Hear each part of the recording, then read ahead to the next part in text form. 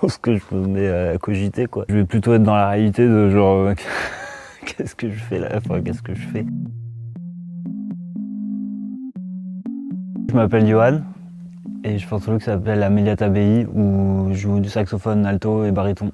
Est-ce que tu te souviens du jour où tu t'es dit « c'est exactement ça que j'ai envie de faire » ? Je me souviens quand même d'une période où j'ai découvert Colin Stetson. En tout cas, je me suis mis vachement plus dedans, du coup, qui est une personne qui fait du souffle continu, de la polyphonie.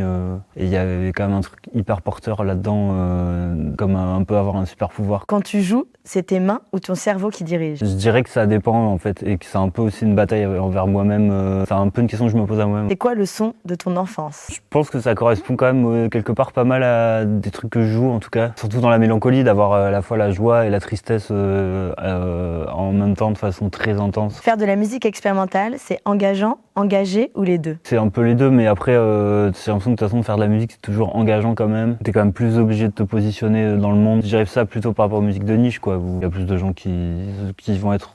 Je dirais pas qu'ils vont... C'est pas qu'ils vont pas aimer, c'est plus qu'ils vont être alertes ou avoir l'habitude. Si on diffusait ta musique dans un supermarché, qu'est-ce qui se passerait dans la tête des gens ? C'est une bonne question. Je me dirais que ça les mettrait un peu sur un nuage, quoi. Je pense que ça rendrait le supermarché un peu psyché. Je pense que les gens ils mettraient des plombs à faire les courses. Si on coupait le son de ton concert en plein live, quelles seraient les images qui défileraient ?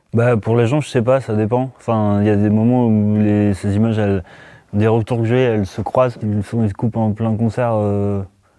Je pense que je me mets à cogiter, quoi. Je vais plutôt être dans la réalité de genre, qu'est-ce que je fais là? Enfin, qu'est-ce que je fais? Comment expliquerais-tu ce que tu fais à quelqu'un qui n'a jamais écouté ce genre de musique ? C'est souvent galère, ouais, d'expliquer. Parce que la façon, comment j'explique moi souvent, je dis c'est de la polyphonie en sous-continu. On a l'impression qu'il se passe plein de choses, qu'il y a plein de gens qui jouent en même temps, sauf qu'il n'y a que moi et c'est avec du saxophone, quoi. Si ta musique était un motif, lequel ce serait ? Comment ça s'appelle les rosaces là qu'on fait avec les compas là?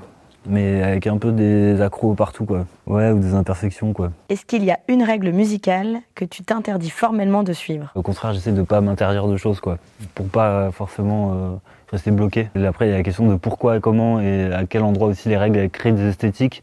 Et quand tu vas chercher à l'intérieur, moi, ça me fait du bien d'être limité pour pouvoir ouvrir à l'inverse. Pour toi, qu'apportent les musiques expérimentales et par extension des structures comme Nage Libre dans le paysage musical global ? C'est hyper important, surtout en ce moment où clairement ça va pas trop en s'améliorant. Avoir des programmations qui sont quand même, je dirais de musique curieuse et novatrice. Pouvoir à la fois les produire quand même, avoir des conditions de scène et d'accueil du public, etc.